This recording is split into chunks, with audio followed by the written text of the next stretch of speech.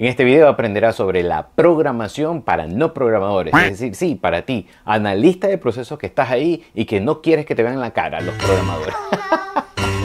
Bien, el día de hoy vamos a hablar de eso. Bienvenidos, yo soy David Ortega Mazzini, programador ya es unos 30 años atrás, de la vieja escuela, de los románticos como alguien le dice.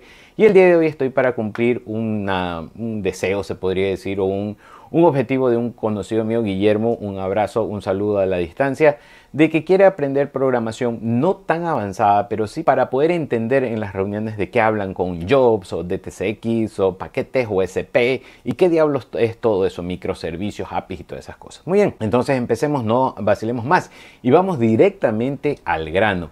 Bien, en este primer video lo que vas a aprender son las etapas y las cosas que debes de considerar, ¿no? Posteriormente ya entraremos al código, ya te diré qué herramientas tienes que bajarte y qué lenguaje al final en tu empresa utilizas, ¿no? En este caso vamos a coger todo macro y que puede haber cualquier software que en este caso tú te decidas por programar, que salga en el mercado, etcétera, etcétera. Así que lo primero que es una aplicación. Bien, entonces empecemos. Toda aplicación graba datos a una base, ¿sí? La base de datos no puede estar expuesta porque hay hackers, ¿ok? Los hackers son aquellos que se te llevan la información y la gente se enloquece con esto o te pone en el sitio web cualquier otras cosas menos tus cosas. Entonces, la base de datos es donde va a guardar todos los datos tu aplicación. La base de datos es un conjunto de componentes como las tablas, que las tablas no son nada más que esas hojas de Excel que tú ves en un libro, ¿no?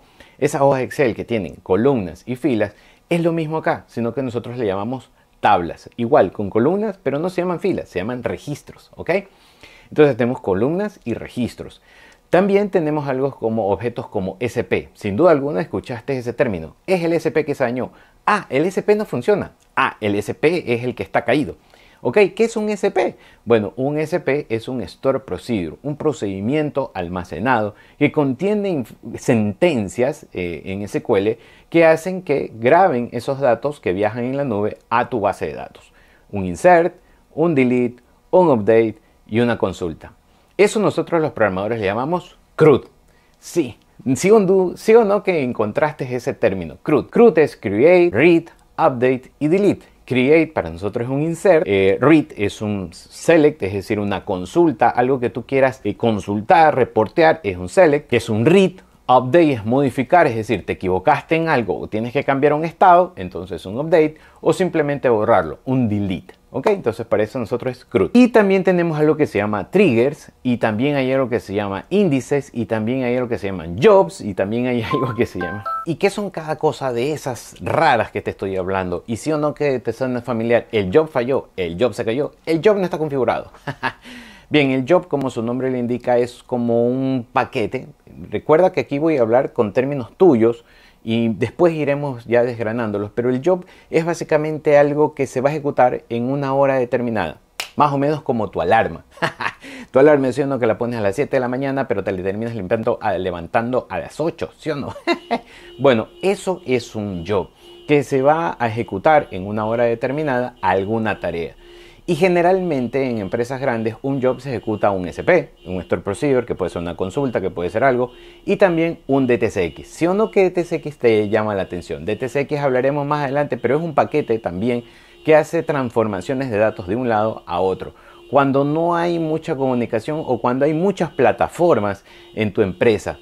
Esto ya es un poco de desorden, pero a veces las empresas se llenan de ese tipo de cosas para poder pasar de un programa a otro. Pero bueno, eso lo hablaremos después. Y eso es una base de datos. La base de datos no puede estar expuesta por esto que te dije y entonces viene otra capa. Esa capa nosotros la llamamos un microservicio. ¿Sí o no que también te suena la palabra microservicio? Ah, el microservicio no se configuró. Ah, el microservicio está caído. O lo que es lo mismo, la API. No voy a hablar en términos técnicos porque sé que tú no lo eres. Y la API es nada más una capa que se va a comunicar con ese SP de esa base de datos y va a llevar los datos. Ahora, ¿cuándo es bueno en una compañía o una empresa desarrollar una API? Es bueno en una compañía desarrollar una API cuando tú sabes que vas a tener diferentes clientes, pero no me refiero a clientes específicos como David Ortega o como Pepito Juanito o como no, sino clientes como teléfonos móviles, como pantallas, como aplicaciones de escritorio. Eso para nosotros son clientes, sí, aunque no nos pagan, porque no nos pagan. Pero bien, esos son clientes, es decir, una empresa debería implementar microservicios siempre y cuando tenga una aplicación móvil, una aplicación web, aplicaciones de escritorio o exponga servicios para vender. Sí, si te estás preguntando que tú puedes crear tu API para llenarte de billetes, también lo puedes hacer. Creas una API interesante, creas una base de datos de algo interesante y vendes la API y otros la consumen. Una API Pokémon Go, una API del banco, una API de que me encuentra en el carro, etcétera, etcétera. De todo hay APIs. Y esas APIs básicamente lo que hacen es registrar en base de datos y te exponen esos servicios para que tu aplicación cliente la pueda consumir. Ahora, ¿qué es una aplicación cliente? Bueno, ya te dije 4. Hay una como la del teléfono. Hay una aplicación web que se puede consumir también en teléfonos, pero también en tablets, pero también en escritorios, ya sea de Mac, Linux o lo que sea. Y también hay aplicaciones desktop, que esas se instalan. Esa es la diferencia entre las aplicaciones web y las aplicaciones que se instalan. La de desktop es alguien que tiene que instalarte en tu PC, así mismo seas tú. Pero las de web no. Las de web simplemente corren en cualquier dispositivo. En cualquier dispositivo. Solamente necesitas un browser, un Firefox, un Google Chrome, un Internet Explorer, lo que sea. La aplicación móvil es una aplicación que tú instalas. Sí, ese Facebook, ese TikTok, ese Instagram, ese que instalaste. Eso es aplicación. Y sí, mi amigo, consumen APIs.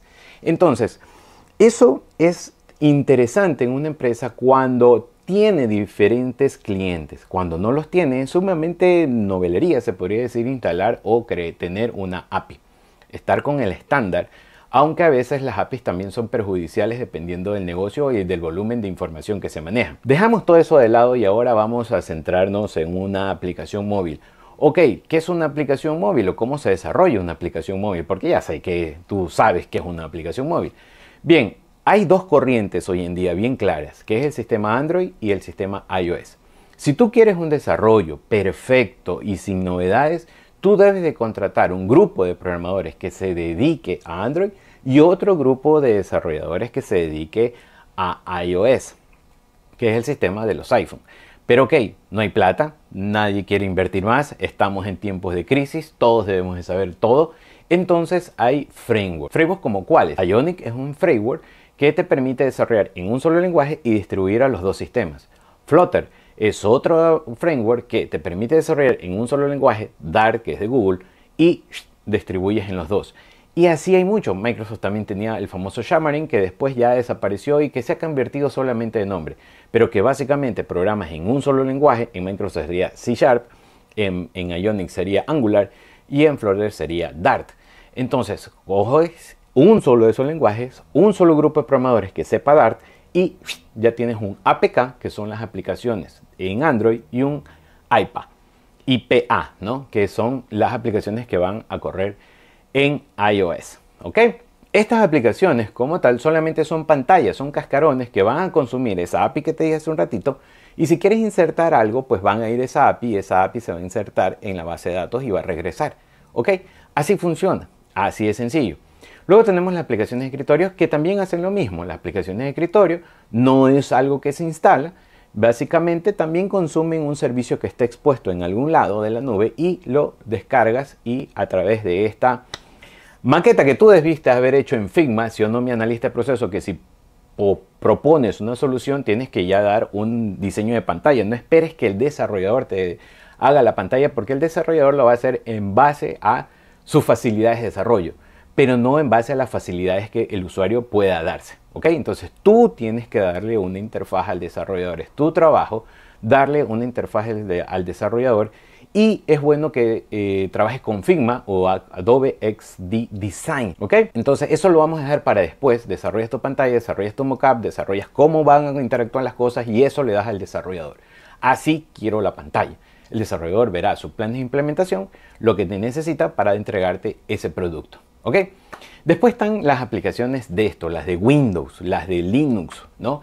Entonces ahí alguien va a desarrollar un formulario que siempre se tiene que instalar en un sistema operativo, pero que también puede consumir microservicios, o que no va a consumir microservicios, sino que simplemente va a atacar a la base de datos porque ya está dentro de una DMZ o dentro de tu red empresarial. Dicho todo esto y juntando todo este tipo de aplicaciones, también encontramos algo de reportería, porque la gente se muere si no hay reportes.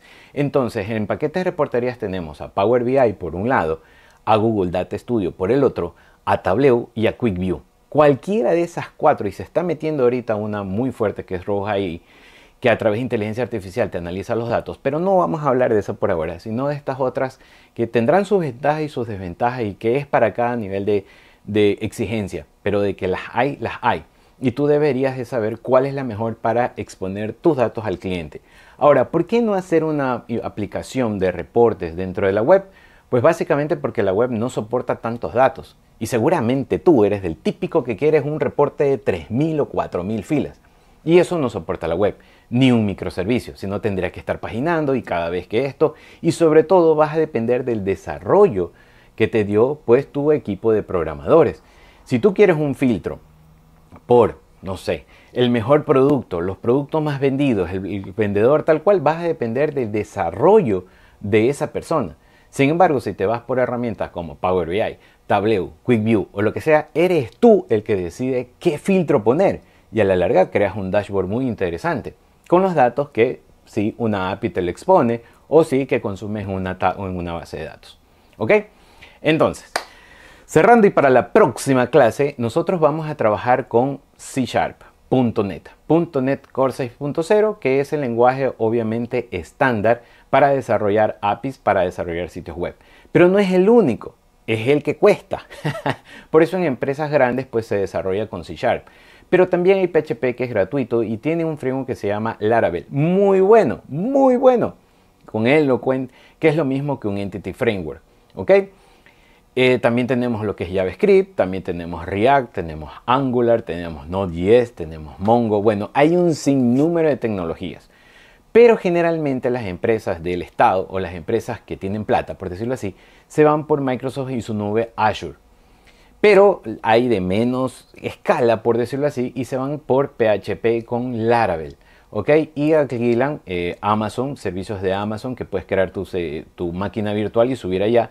O incluso servicios como de Google con Firebase, y algunos son gratuitos. Entonces hay empresas o emprendedores que se valen de estas tecnologías que son gratuitas o sencillas de experimentar y tienen ese tipo de bases de datos que tampoco son relacionales como Mongo.